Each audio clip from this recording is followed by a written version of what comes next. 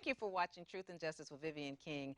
We have a very good show planned for you tonight. So sit back and relax and get ready to ask your questions in about 30 minutes. We have a young man who was charged with capital murder. One of the ways capital murder can be alleged or committed is if a child is killed intentionally that's under the age of 6 years old. And that's the case that we have today. And so we have the young man who was found not guilty of capital murder in the studio, and he is going to tell you a very sad tale of what happened, a tragic death, the loss of a life, but how sometimes the government can think and believe that something is an intentional act when in fact it's not. And the jury in Harris County spoke, and they said that it was not an intentional act. This will be a case of who did it and was it intentional. We have in the studio famed lawyer Tyrone Moncriffe, my very good friend, and I admire him so much. If I have a problem, he's one of the people that I go to. So we also will have in the studio speaking, we'll have the person who was called for 7 years in the courthouse, the defendant, Darius Barnes, who was found not guilty. We'll also have Tyrone Moncrieffe, his lawyer. We will also hear from the investigator in this case, Carolyn Porter, and two young lawyers who helped Tyrone Moncrieffe with this case. And their names are Brianna Pace and Salima Per Mohammed. And we will hear from them what a young lawyer's perspective is of the courthouse. It's a very different experience from going to law school, passing the bar, learning about things on paper, and then actually dealing with it in the courthouse. So, and Tyrone was their teacher and mentor in this case. So we will hear from everybody's perspective.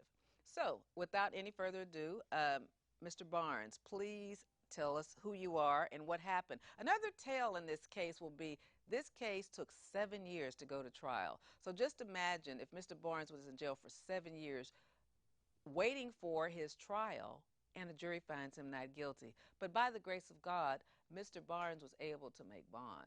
So he was on bond all of the time. Is that correct? Yes, ma'am. And was able to finish college while being charged with capital murder. So, Mr. Barnes, tell us who you are and what happened to you. Hi, my name is Darius, and well, I grew up in a suburban neighborhood. My parents were in the ministry, and my mom always taught us education first, put education in the forefront of your mind as far as one of your goals, and that's something I wanted to do. I was in college. I was pledging to a Christian fraternity, and the mother of my son was also doing that. That's how we ended up meeting. We had one night stand, and we conceived my son.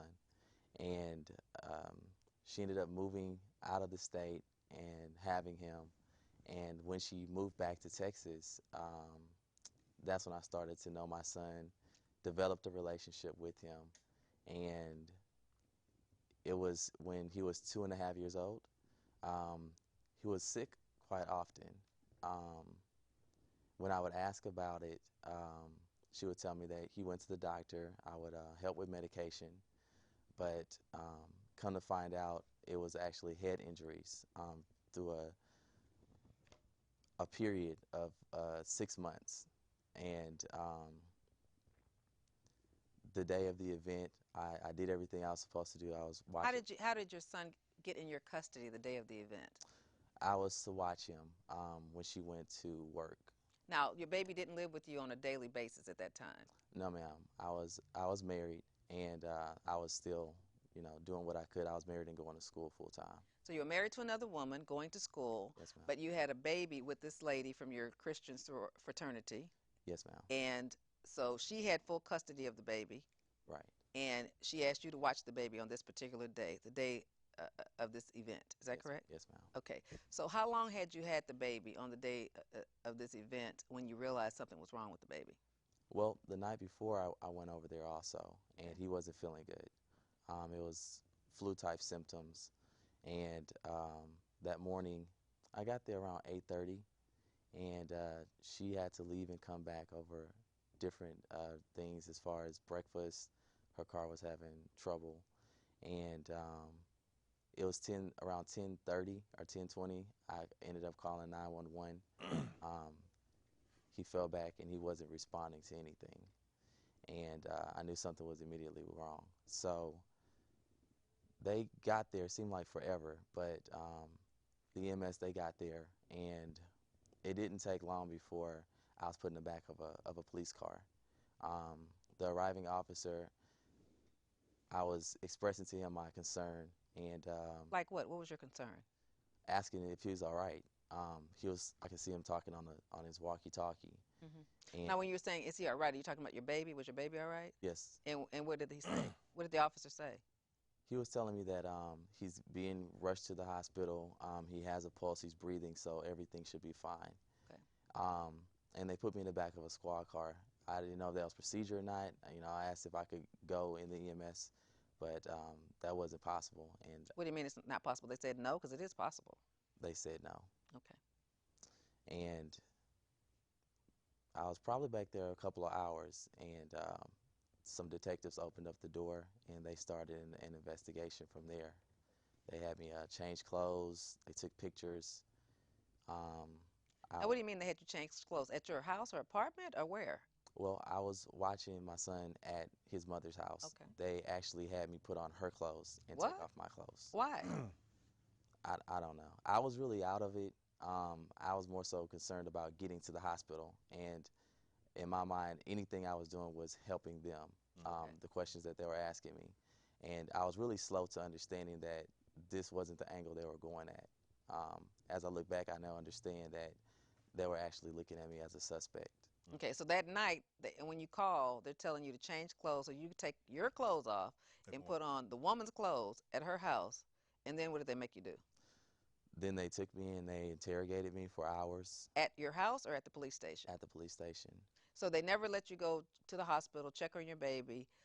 I mean, so as soon as EMS got there, they immediately started interrogating you. They never let you go with your baby or explain what happened? Or were you given an opportunity to tell EMS, this is what I noticed with my baby? Were you able to do that with them? The EMS, they actually said I talked to them, but I didn't remember that. I think I was out of it at the moment. I was still in a state of shock.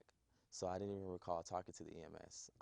Once the officer had me step out of the apartment, I remember talking to him. And that's all I really remember. That was the first person I remember talking to. But the EMS did say they asked me some questions. And when I got into the interrogation room, I found out after I left, my son had expired at the hospital. So they helped me there. Um, and that's really when the nightmare just began. After that, because he was conceived in Wisconsin, I flew up to Wisconsin and attended the funeral. The family didn't receive me. In the message, it was preached actually that I did something to my son. So that's how they worked it from that point on. They didn't communicate with me or anything, the detectives. Hmm. All right, Tyrone, do you want to talk about how you got involved in this case? Yeah, the family contacted me, Viv, and what I saw was just what you saw. This young man here, we get a sense of people after a while, and I saw a sense of a young man who was really just a decent human being. Something tragic had happened. I was scared of this type of case because baby cases always frighten me. This is the worst type of case a lawyer can have because you're dealing with a baby and automatically somebody's going to be involved. Somebody did something to the child. So the case kind of scared me from the start. So just the dynamics of his story, dealing with him, good young man, good family background, just everything great about this kid. Everything you'd like, you'd want your child to be like. So that scared me, just the dynamics of it. He left some things out there very important as he was telling the story.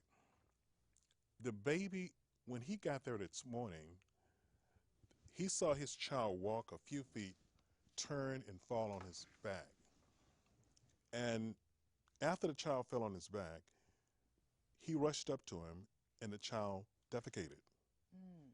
That became very important later because our doctor that we had to come in and examine the case said death happens when the intestines release themselves. That's biological death, as opposed to administrative deaths. In a hospital, they'll say you died at a certain time. But that child literally had began to die when he got there, was in the process of dying when he got there. The only person who had been with that child before him was the mother. When we checked in this case, investigated, of course I got Carolyn Porter to start investigating the background. And we saw that this child was exhibiting signs. So something else too. Let me just say this for the audience. Young mothers, if you have children, if your child is exhibiting signs of lethargy, loss of appetite, dizziness, things that you may assume that have to do with a flu, that could very well be head injury. This child had been exhibiting signs of head injury for 6 months. We found out the medical records show that the mother had taken the child to the hospital for head injury. There was never any special doctor, primary doctor for this child. She would always take the child to emergency rooms. Now, was she doing that in Wisconsin or in Texas or here in Houston? Texas. When she came here, this child was taken to several emergency rooms here in Texas. And how did you find that out? All the medical records. Okay. It was they investigated, pulled all the medical records, and we saw that there was a pattern. Every time something would happen, she'd take the child to an emergency room rather than a primary doctor. So that sort of told us something also, that something else was going on. The autopsy report showed that this child had had a prior injury, head injury, that was healing when this injury occurred. One of the doctors, both doctors said that the child had been having injuries for 6 months back up till now. When we looked at it, we began to realize that something else was going on with this child. It wasn't in his hands, because he would come over, stay with the child a little while, and he'd leave. But the whole while the child was in mom's custody. So we were able to tell the story from the perspective that somebody else was involved with this. Okay? Of course, I got an investigator, Ms. Porter, who did an excellent investigation on it. Maybe she can kind of pick up on this point, Carolyn, what you said. Okay, Carolyn, tell us what kind of investigation you did. Well, even though the child died in 2007, he was 2.5 years old. So I had to go back until when he was born and backtrack to see, was it anything wrong with the child when he was born? What went on from the period up until when he actually passed away? So that was a lot of investigations, and it was rather hard because the child was actually born in another state, and she brought the child here once the child, I think, became a toddler, and that was when our client started to interact, with his son. And so this was something that he was doing. Although he was married, he made sure that he had time for his son. So we had to talk to people around him. We could not really talk to people around her because we really didn't know that much about her. He didn't know that much about her himself. He just knew that he had a son. Okay, so we had to look at the medical records.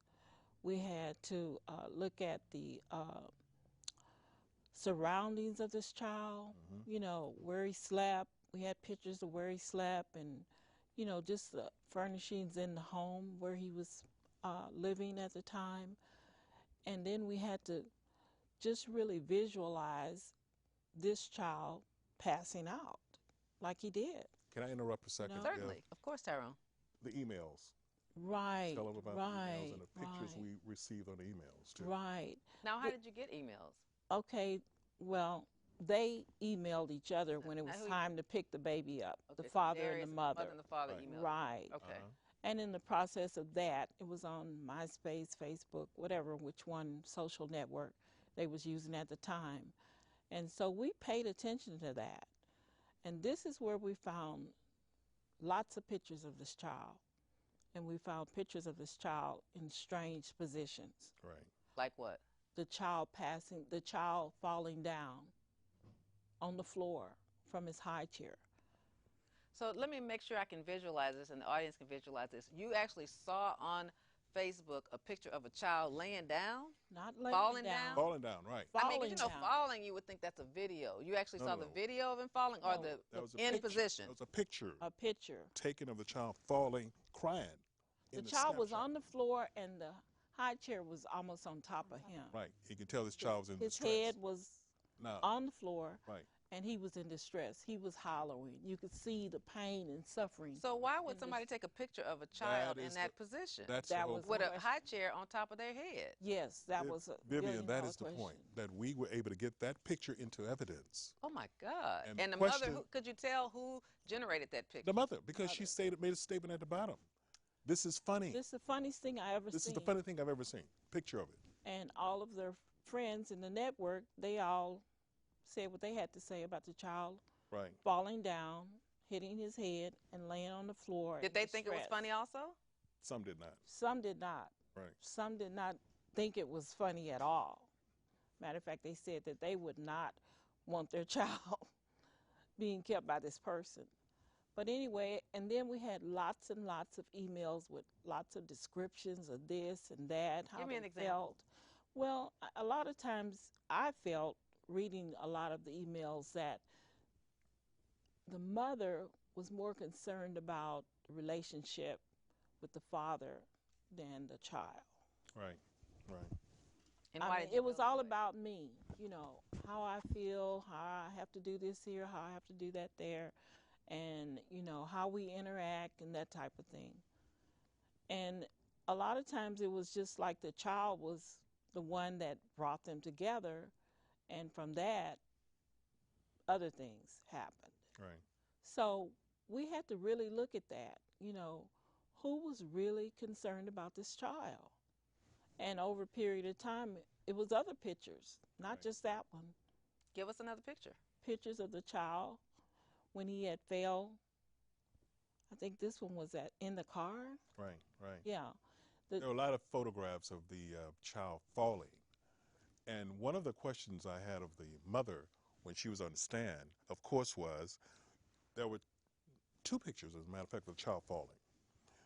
They were not just two pictures, but they were different angles. So I asked the mother, that meant you took a picture of your child falling, then you went to another angle to take another picture Instead of picking them instead up. of picking them up. And I said, well, that's your best instinct to go pick up your child who's in stress or take a photograph. She said, take a photograph. That was So her instinct. that was her instinct, right? Wow. And the mothers on the jury, we're going to talk strategy a little while later why we wanted mothers on the jury. Because no mother is going to see a child in distress and go get a camera.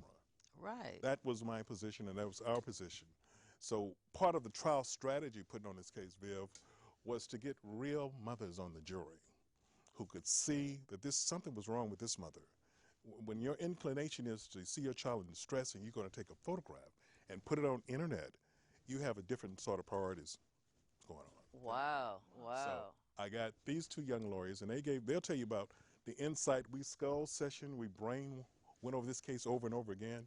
You guys tell us what your perspectives was from as young lawyers watching this. Okay, let me start with Brianna. Brianna Pace. So tell me, Brianna, you've been a lawyer 4 years, and you help Tyrone in cases because you admire him like the rest of us. And so tell me what your perspective was. Well, when I first started this case, this was one of the first cases Tyrone assigned me to. And what I had to do, I was tasked with doing a lot of research. They had a story, we had factual investigation, and it came down to reading case law to decide strategy, whether they're Right. in different cases, what other lawyers had focused on, what may have caused a conviction, what may have caused error, what it may have caused not. So what we were really, like I said, looking for when he said his strategy, we all have obviously different perspective. He's all Right. as a man. Right, right. Are you a You mother? know what I'm saying? And that's the thing. I'm not a mother. I'm a female, but I'm not a mother. Right. And then Salima, she came in. She's a female, but she's also a mother. So we Uh-huh. all had different Viewpoints, perspectives right. to where it came from. What was the best evidence for the state, in your opinion, when you were looking at this? I think the best evidence from the state, I think just the facts, the general case or the facts itself. I think human instinct, Uh-huh. if they said, like you said, the type of case, the child death, you heard a child's died too, and then the last person he was with the father. Right, right. Uh-huh. I think just that Just enough, that enough. was enough to tip, I think, tilt most reasonable people in America, because we want somebody responsible. Right. So I think Dead that was, right, so I think as long as they had I mean, that did the story. child have bruises on his head or anything? So what's interesting to me when Right. Mr. Barnes tells his story is that immediately upon him calling 911, instead of allowing him to ride in the car with his child, for them to watch the interaction, see how this story plays out with the child and the father, they can always arrest the father. He's Right. right there with Right, the right, child. Right. right, But right. immediately you don't allow him to go with the father. I mean, are there some racial aspects of this? Is the mother another race? No, no, no, no, no. So, Same I race. mean, why wouldn't you immediately allow the father who just called 911 to ride with the child? I mean, even if you suspect something, watch the interaction, see how it plays out. Obviously, the hospital is going to get all of Of course. the father's information, Right, his name, right. address. You know where you picked him up from. Right, That's right. the thing that's most distressing to Right. me Right. is that they rushed to judgment so quickly, and from that point on, they had to try to make a case when they didn't even know if the child had no obvious head injuries or gashes in his Right, head. right. How could they simultaneously put a child in an emergency vehicle and put the father who just called 911 in the back of a police car? Like That's what I'm like appalled by it, actually. Right. Like you said, I think really what it was, what you said, a rush to judgment. Right, They right. had the judgment, they built their case, and But he they called could- 911. I could Right. see it if the child was already dead, already rigor mortis, Right. you know, but still I would expect for them to still investigate the case, get his information, investigate, get an autopsy before rushing to judgment, because he's not like he's, Right. you know, you can't find him. He has a Texas ID. Right. He lives Right, in Harris right, County. right, right. So, Salima, tell me what your perspective is as a young lawyer. Now, how long have you been a lawyer? Just under 6 months. Okay, 6 months. Okay. And you practice primarily in Fort Bend County. Is that correct? I do. So, and it's my understanding off camera that you do a lot of writs and appeals, which has to do with looking at it after someone's convicted and reviewing a paper document to find the errors in the trial. So I imagine that seeing an actual trial is a lot different. It was absolutely different. In an appellate work is sort of last minute quarterbacking, right? You get to come in from behind and point Right. out all of the mistakes that a lawyer would have made in trial. And while that's important work, you know, it definitely is a totally different perspective to be in the moment, in the trial, to have everything happening so quickly and trying to keep track of all of it, and then watching the jury watch you doing it. Now, don't you find that interesting? One of the things that is always interesting to me as a trial lawyer is that to me, it's like David and Goliath. They're Absolutely. Goliath Right. with all the resources. Right. Right. You're one person, and this client is saying, "This is my life, Ms. King. This is my life." When it's only me, and it's 5 of them right there in the courtroom, and Right. 200 other DAs and investigators that they can consult at any time, and experts when Excellent. you're there all alone. So God bless you for volunteering and sitting with Tyrone, because I know how lonely that seat is. Oh yeah. And so, from a young lawyer's perspective, Salima, what could you say brainstorming your perspective before you even got to trial? So, in addition to being a new lawyer, I'm also a mother of a 14-year-old and a 7-year-old boy, both boys, and then having this post-conviction appellate work, I sort of walked in with this trio of characteristics. And first learning about Darius's case, I remember Tyrone telling me, "Come in with an open mind," and I did that. And yet, as soon as I sort of heard the initial story, you hear injury to a child, and Right. being a mother, Right. I felt myself shift. Right. Like even my own emotions sort of changed, and it Right. was a matter of shifting back and really sort of listening to what happened. And that the thing that you mentioned surprised you about Mr. Barnes's case is what also surprised me, that the EMTs and the police officers removed him from the situation and put him back in the police car. And in addition to it being sort of a rush to judgment and investigation by the police, it was really the youthful EMTs that Absolutely. responded to Right, the right. crisis that identified the situation as suspicious. And instead of immediately sort of administering CPR and aid to the baby, they took it upon themselves to call the police in what they called a suspicious situation. Right. But I can't imagine how I would have felt were I in that position, having just called for help and then not being able to ride with my child to the hospital, it would have just been upsetting. You know, I don't know how I would have reacted. Oh, I would not have reacted well. Oh, I would have torn the mother up, okay? I'm just going to tell you the truth. If they wouldn't let me ride with my kid, Right. I would have torn it up, okay? And none They of would it have would probably have shot made me sense. because I would have gone crazy not Right, being able right. to ride with my child. I mean, Right, you can right. arrest me later. You can talk to me later. Right, But I'm going to be with my exactly. baby until it's over. You can I would be cussing, fussing, fighting. I mean, I would be the epitome of an Right. angry black mama, okay? Mama bear. Right. Mama black bear.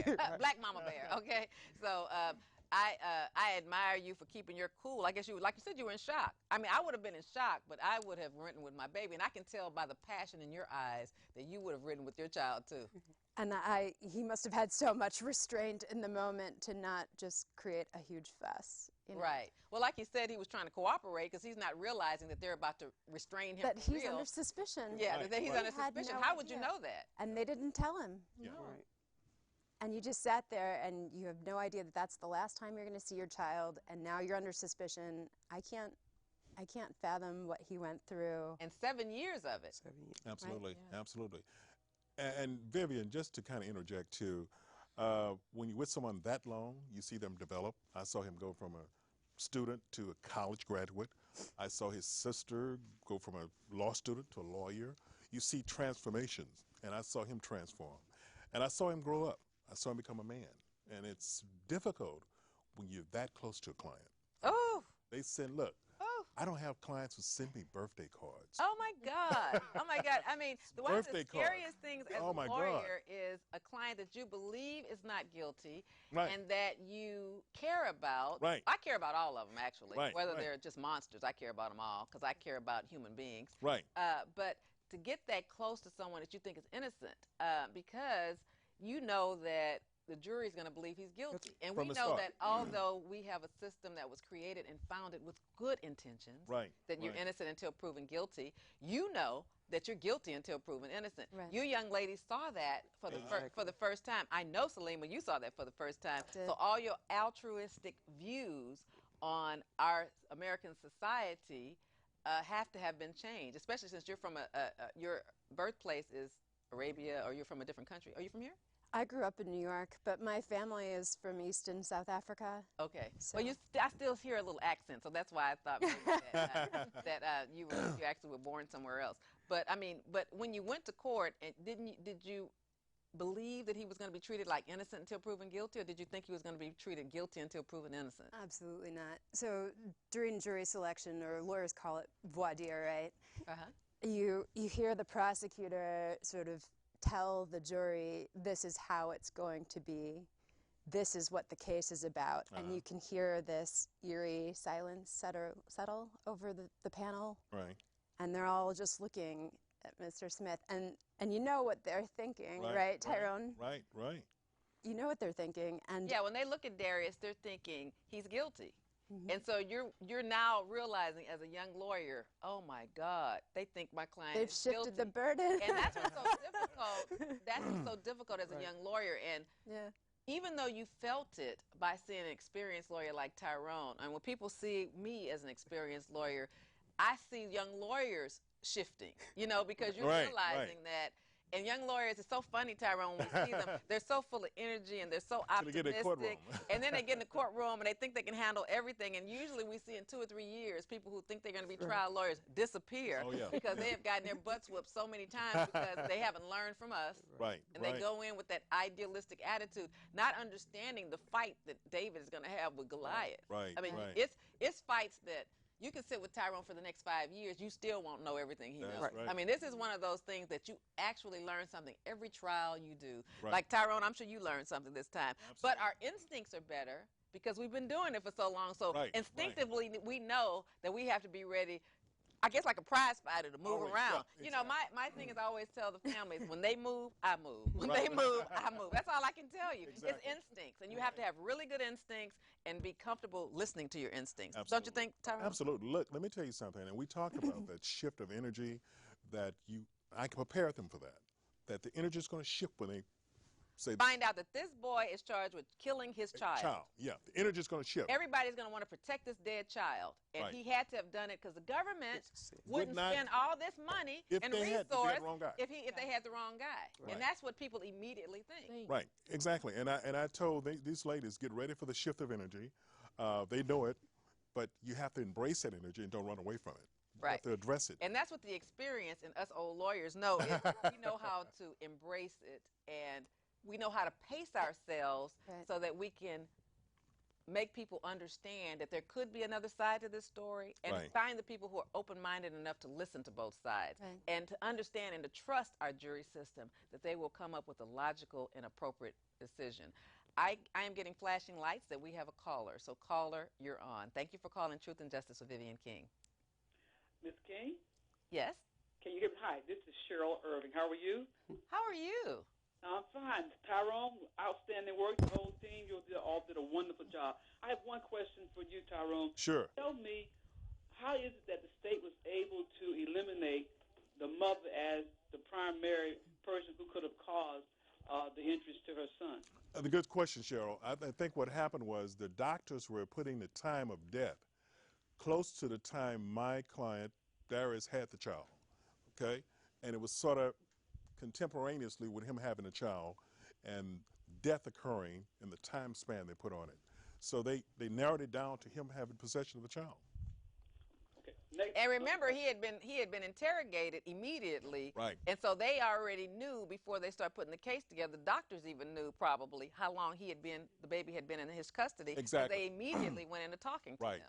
Yeah. Had they not known that, had they not interviewed Darius first, they would have had to create a time of death separate from that. Absolutely. But they got to do Right. it already knowing. Yeah. Right, but here's my next question. Now that you have that idea, then you have the medical records which show previous injuries, which suggests to me that if the child's in the custody of the mother for a length of time, that the injuries most likely occurred from her.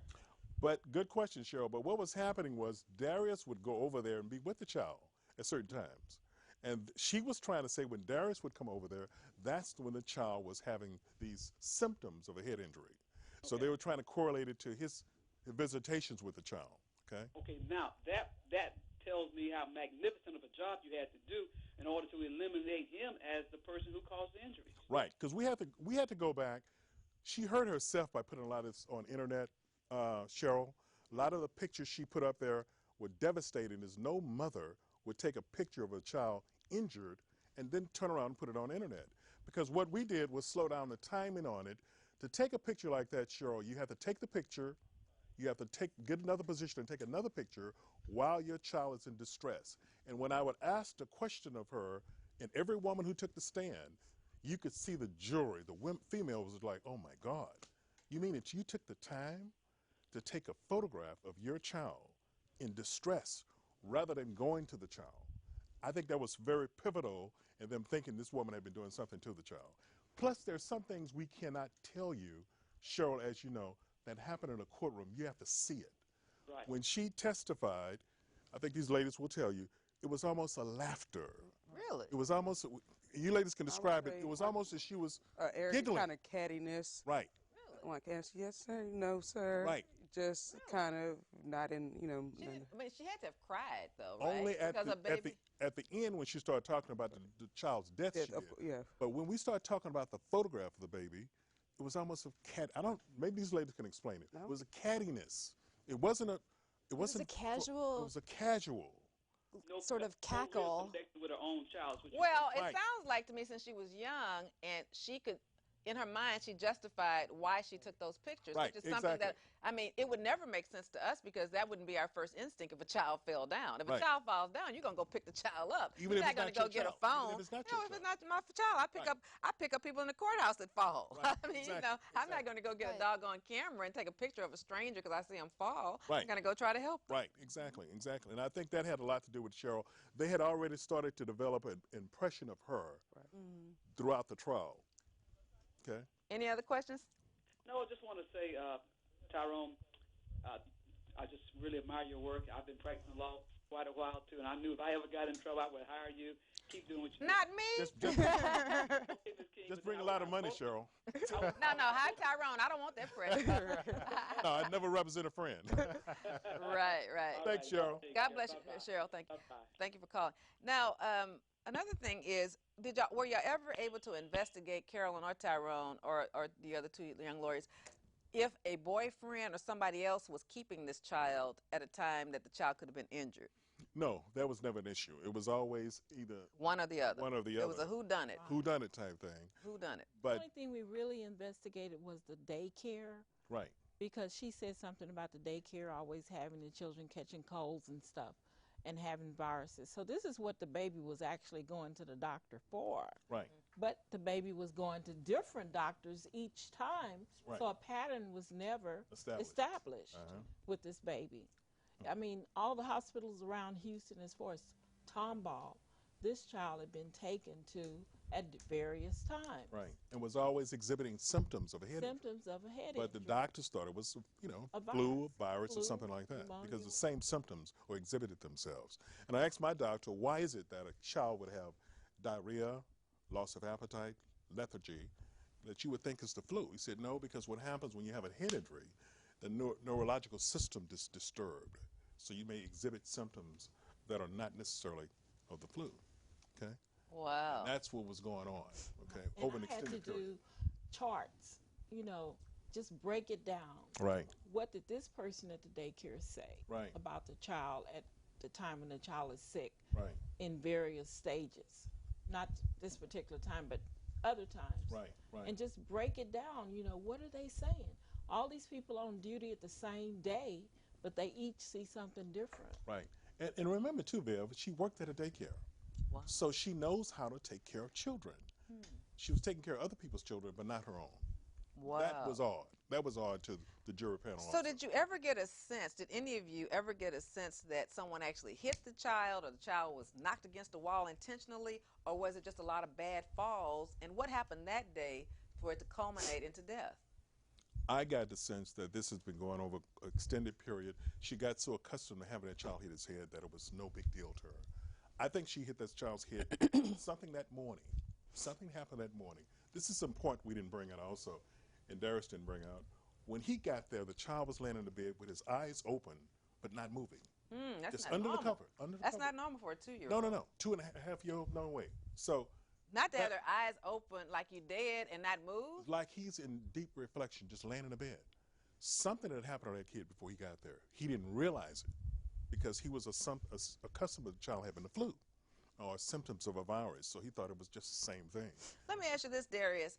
When you went over that morning, was it morning or night? Morning. When you went over that morning, was it determined that you would go that morning, or did she just call you that morning on a whim and say, come over? It was already understood. She had training. Friday night. Yeah, and he was actually supposed to be ready. So when he wasn't ready, I asked where he was, and he was just laying in the bed, wide awake, not moving. It didn't look like it was in a sleeping position, just on his back. And I picked him up, told him good morning. He didn't say anything. He was And supposed to be ready because you was going to take him somewhere. yeah, Right. the car seat and everything was already in the apartment and stuff. And when I sat him on the sofa, he didn't move off the sofa. Really? But he didn't cry. No. And when he had his one of his favorite breakfast hot cakes, he didn't eat. I had to feed him. So, like Mr. Moncriffe said, when he talked to the physician and he started saying these are the signs, then those are the exact same signs I was seeing. Can I interject something for a minute? I Absolutely. don't want to take over the whole show doing all the talking. But look, the child was supposed to be ready for him to pick up when he got there. This is some things, of course, we are trying to condense it. When Darius got to the house that morning, the child's clothing was laying across the bed, neatly across the bed. Her story was, she got to the door, she saw Darius, she had the child ready to take out to go to McDonald's. When she sees Darius, she goes back, undresses the child, put him in the bed. Now, this is her story. And then Darius came in. My question to her was, Did she say that on the witness she said stand? on the witness stand. Oh, that's crazy. This is what this is. Was that in the police report also? No, No. this is This is something. something new. You know, people say something different when they get on the stand. She gets, here's the portion though. I said, you had his coat on. She said, yes. I took his coat off. And we had the photographs of every place in the apartment. Where is the coat in the pictures? Right. We couldn't find a coat. Well, I guess I must have put it, you know. But I could see her credibility started to diminish before this jury. Because everything she said she had done was not done. And let me tell you something these three ladies here helped me with. The child's clothing was folded over the bed. You had his shirt, you had his pants, you had his socks. Here's what was critical. She said, I put his pants on, put him in the bed, and I took his pants off. Well, the pants would not have been folded like that. Right. Okay? It's no way. Right. But it was right obvious in the photograph that she was lying. And when she realized we were catching her in the lie, she began to crab, almost become tight. Let me ask you this, just playing devil's advocate. If you undress a kid, why can't you refold his clothes and lay them over the bed? Because it wouldn't make sense to undress him if he's there to pick him up. Right, Darius right. is right there to come. Right, I know. Right, None and of it that's makes why- sense. Why did she even add that in there? She's a liar. That's why. I think what happens when you start lying, your story starts to unravel in front of you, and you're trying to get out of it. But why'd she even say that? We don't know. I guess she was, I mean, She's trying to make her case work better, but it was falling apart, and that's what happened. Why would the daddy get there and you not just hand the baby off? Right. Get the bag and car seat and hand the baby off. You're on your way to training. Why would you say that he's here, so then you go take the baby's clothes off and put the baby back in the bed where Right. the baby doesn't move? Exactly. That doesn't Exactly. make any sense. It makes sense Unless you know that the baby's already half dead. Thank and you. You're trying to set him up. That's why I was wondering, was it a pre-set up that you're supposed to get there? Well, Right. that didn't happen because, like Mr. Marco pointed out, when you look through the peephole, you only see the other door across. And if she would have opened the door, I would have seen that. Mm-hmm. And it took literally seconds when you turn and you walking down the staircase into the door to knock on the door. Right. That it wouldn't have been time. And then that's when Mr. Marco started looking at the pictures and dissecting it more and seeing that, okay, well, the clothes is like this and things like that. It just started coming together. But that was literally during the trial. Right. Yeah. As we were going through it, we began to see her story began to unravel with the evidence we had right in front of us. Wow. I see we have another caller. Caller, please state your name and ask your question. Yeah, hello, how you doing, Miss King? Hey, how are you? Oh, I'm doing pretty good. And hello, Miss Moncriffe, and you two are lovely lawyer you have in there. Thank you. And Darius, you too. Okay, well, I want to start by saying, you have my condolences, Thank you. I feel, really bad, having to go through that. But what I want to know, the question I want to ask, what could have been a motivation? Was you scorned, or because you mad because you moved on, or what? Why would somebody do that? Can I? Let me just interject something. Darius was taking care of that child, but he wasn't bringing her into his world. Darius maintained his wife. He told his wife that this child is going to be in my life. So he wasn't leaving his wife for her. I think subconsciously, that child looks so much like Darius, you started to hurt that child subconsciously. Not consciously, but subconsciously, as a way to get back at him. I think that was part of the psychology. We don't really know, but I think that's part of the psychology, what was going through her, okay? Now, Darius, were Okay. you married when the baby was conceived? No, ma'am. So, but you had a girlfriend. Yes, ma'am. Okay, so it was like a one-night stand fling before you got married. Right. And So do you think that she tried to keep in touch with you and wanted to be your girlfriend? I couldn't see it at first until I started talking to, the ladies on the case. They were like, well, look at this email that's appearing. I couldn't see it like that at all. But literally, once we had that one-night stand, it was a few weeks, and then she called back. So we wasn't even talking about dating after we, had sex. And then she was pregnant. She went to school out of the city, and then she moved to Wisconsin. So it was always a distance thing, but I couldn't see that connection until they started making it obvious to me. Till the investigation. Okay, Tracy, you have any other questions? Yeah, one more thing, Darius. Now, I'm an older gentleman, so you can't run game on me. Now, I want to ask you this here. I want you to be honest with me. Mm-hmm. Were you leading the woman on, or were you let her know what?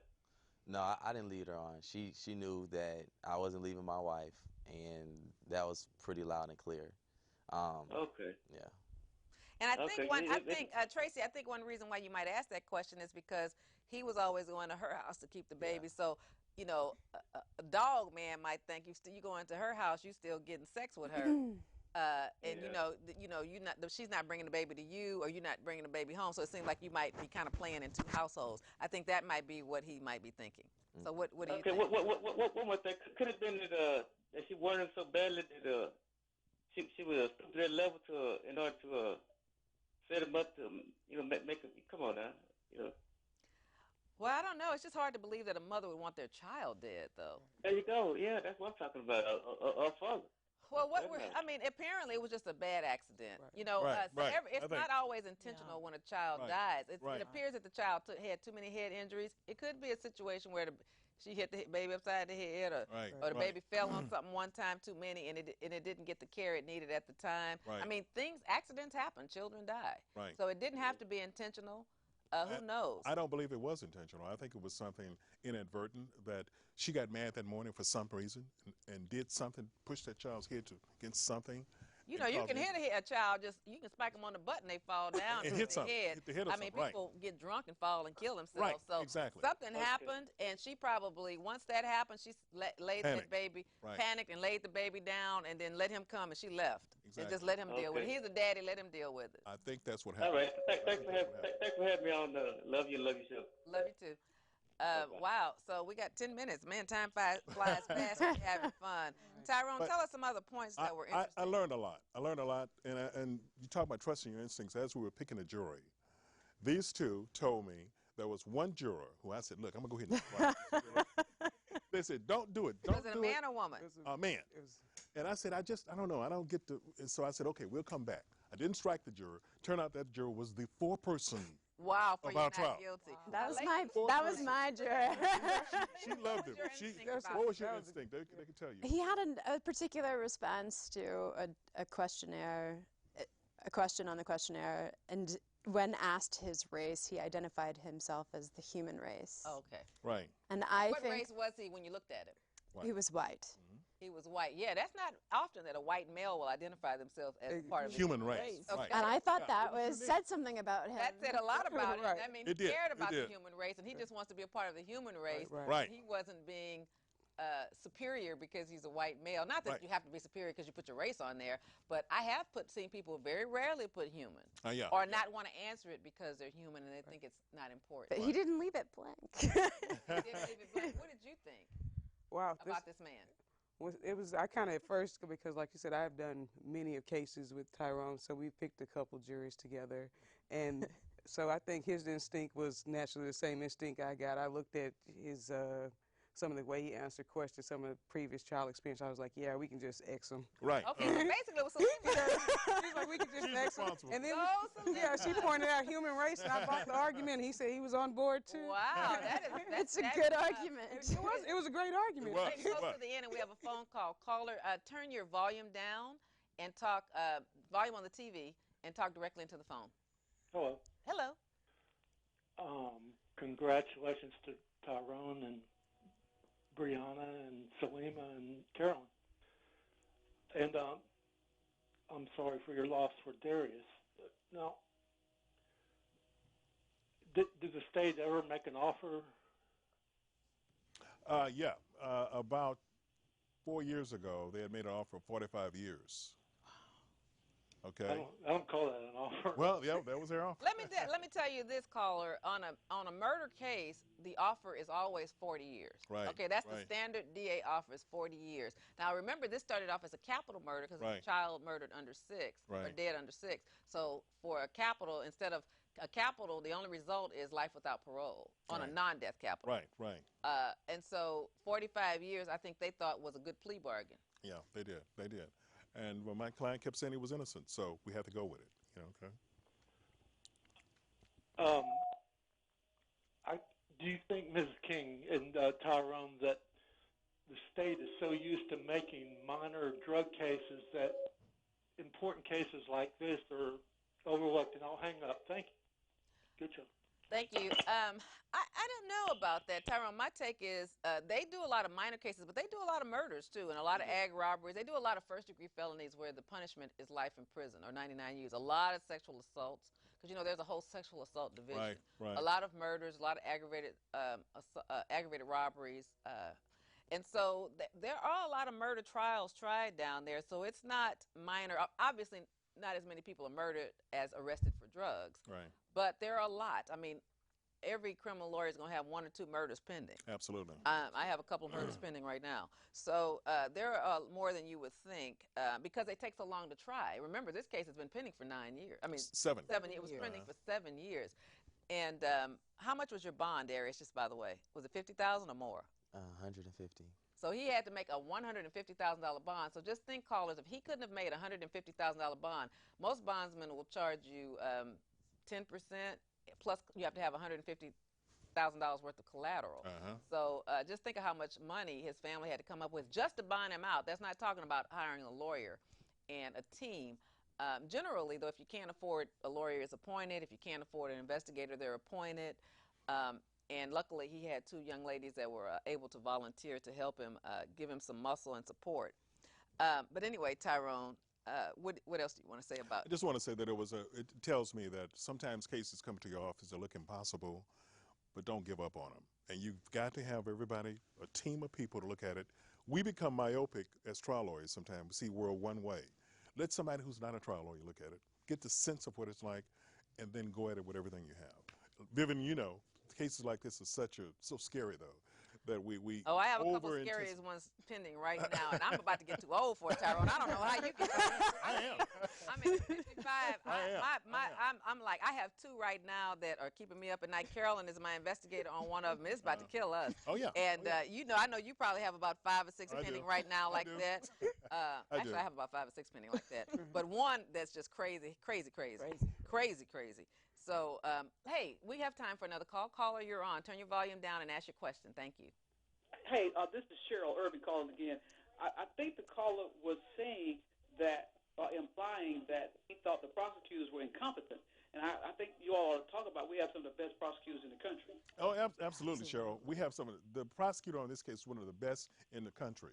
So it wasn't the fact that these are incompetent. They are definitely not incompetent. We go against some excellent Trust trial me, prosecutors know how to convict innocent people, okay? Absolutely. So they are not incompetent. We have some of the best prosecutors in the country. Absolutely. So sometimes they're not mature. I mean, but you have to understand the prosecutor in this case is in a bad position, viewers, because there's a dead baby that police officers said, and the mother is saying that the baby was fine when she was with them, and so it looked like, and we have we have medical experts who said that the baby was killed and had all these head injuries. Right. And so in the courthouse, the term, Cheryl and Tyrone, is some cases have to be tried. That's it. So they weren't going to dismiss it because the news media say, oh, they dismissed this case and, the baby was dead. Unfortunately, the bad part of a lot of these cases, as you know, Cheryl and team, is that it's a rush to judgment. Absolutely. What we do in this society, and one of the things I want us to learn about this TV show and pressure our politicians, our city council members, our mayors, and our police chiefs, and the mayors get the police chiefs is, the statute of limitations for murder, there is none, okay? Right. So what was wrong with letting this man ride with his baby, wait and let the facts play out, wait till the autopsy comes back. Right. Do everything. Have an autopsy. Have the head injuries of this child over a 6-month period. Right. Ask questions to the mother. Right. Ask questions to him. Ask questions to the daycare. Ask questions to Darius. What we don't have enough of is good investigation. Now, I think a prosecutor should be vigilant enough to do the same thing, but most of them are 25, 28, 30, 32, and just don't have. It's just hard for them sometimes to question it. So I wouldn't blame them, callers, on something this serious. Although they did have the ability to investigate it and dismiss it. I just wish the police officers would have done a better investigation. Absolutely. So that's my comment. Ms. Irvin, are you still there? Yes, ma'am. And can I say something? We have 2 minutes to wrap up, Cheryl, so hang up and let us wrap it up. Thank you. Bye-bye. Can I say something to one? And those who are listening, look, when you have serious cases, you've got to get somebody like Vivian King, Cheryl Irvin, the lady who was just on the phone, because they take a case and dissect it thoroughly. Pay them a lot of money. They're worth it. But you do. You have to dissect it thoroughly. And you have to have a team. Remember, it's David versus Goliath. Absolutely. And remember, when you're charged with a crime, it's best to exercise your constitutional right to remain silent with the police. People forget that. And I'm not saying that not to cooperate with law enforcement, but sometimes you need to consult with a lawyer. Don't be afraid, because policemen have lawyers. The policemen are calling the DA's office. The DA's office is manned 24 hours a day with the police desk. And so as those officers are interrogating you, they're constantly going out talking to prosecutors. Right. They're talking to prosecutors, and they're telling and asking for questions from the prosecutors. What, do I have enough yet? Can I file charges? So they're talking to their lawyers, but they will intimidate you not to consult a lawyer. Absolutely. So you have not only the police force, you have the DA's office while that person is being interrogated. So it doesn't mean that you're not going to cooperate with them, but sometimes it's better to wait and consult a lawyer, pay the money to consult a lawyer, and then go talk to the police with your lawyer. So when you have a lawyer, while they're running out talking to their prosecutor lawyers, the ADAs, so everybody is on the same footing at least. Don't you agree? Absolutely, 100%. And that's what the police will kind of trick you and say, oh, well, we're going to take your kids from you, we're going to all those threats. Let it be. Let it be. Just let them do whatever they want to do, okay? You have a right, and you need to tell them, I have a constitutional right to remain silent. I'm going to consult a lawyer just like you're consulting your lawyer. Tell them you watch the show. You know that they're talking to me right now while they're asking me questions. Right. Am I right or wrong? Absolutely, 100%. Right. 100%. All right, let's give us the moral to the story. Thank you for saving this young man. Yay, team.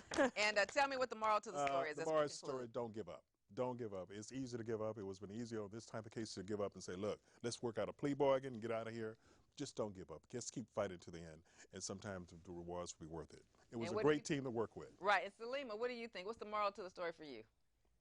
To keep learning and growing as a lawyer and take it all in. What about you, Brianna?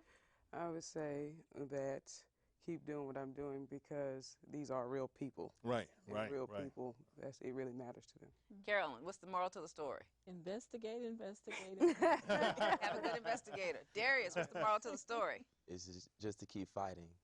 It was really hard, but like Mr. Marker said, we actually grew close. Right. And he doesn't understand how much I leaned on him and his guidance. He was just inspirational, a true genius, and I trusted him, and so he was God sent.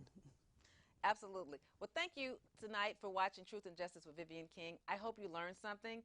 If you want to ever be on your show to tell your story, what's happened to your family, please look at my website at the end. Please look at my website. Contact me at my office. Email me is the best way. Go through my website. And remember, I want to tell your story. Good night. Thank you for tuning in again tonight. We have something really good